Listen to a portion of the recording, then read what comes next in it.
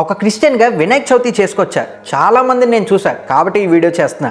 Last వరకు చూడండి. లేదండి మనం చేసుకోకూడదు ఎందుకంటారా? ఫస్ట్లీ అదొక హిందూ ఫెస్టివల్ అండ్ మెయిన్గా ఐడల్స్తో ఉంటుంది. బైబిల్లో ఎగ్జాక్ట్గా 56 టైమ్స్ డైరెక్ట్ కమాండ్ దేవుడు ఇచ్చారు. ప్రతి క్రిస్టియన్కి తెలిసిన వెర్స్ ఎక్సోడస్ 23, నీ దేవుడైన యెహోవా నేనే, నేను తప్ప వేరొక దేవుడు నీకు ఉండకూడదు. ఇది మొదటి ఆజ్ఞ.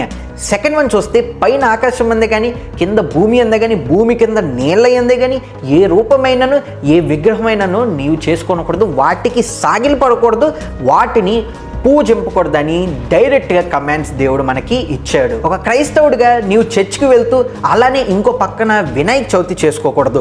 దేవుడు డైరెక్ట్ కమాండ్ ఇచ్చాడు, 2 పడవల మీద కాళ్ళు వేయకండి. ఇలాంటి థింగ్స్లో దేవుడు చాలా serious and very jealous God.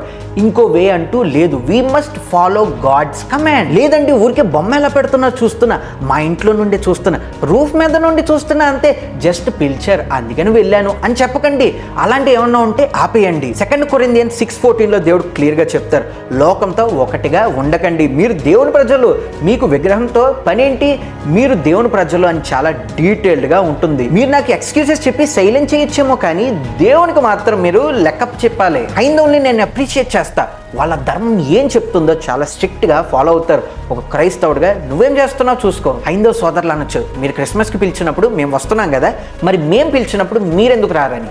Good question. సింపుల్గా మీకు చెప్తాను వినండి. క్రైస్తవులకి బైబిల్లో క్లియర్గా చెప్తుంది, వేరే రిలీజియన్స్తో మీకు సంబంధం లేదు, వాళ్ళు చేసే వాటితో ఉండకండి, నేను తప్ప వేరొక దేవుడు నీకు ఉండకూడదని ఉంది.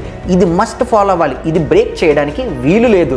మీరు మీ సనాతన ధర్మం చెప్పిన 10 డ్యూటీస్ని తప్పకుండా ఎలా ఫాలో అవ్వాలో మేము కూడా మా బైబిల్ చెప్పినట్లుగా వితౌట్ ఫెయిల్ బ్రేక్ చేయకుండా ఫాలో అవ్వాలి. హైందవులుగా మీరు వేరే రిలీజియన్స్ చేసే వాటితో ఉండొచ్చు, ఎందుకంటే మీ ధర్మం దాన్ని ఎలా చేస్తుంది కాబట్టి. ఒక క్రైస్తవుడిగా వేరే వాళ్ళ ఫెస్టివల్స్లో ఉండకండి.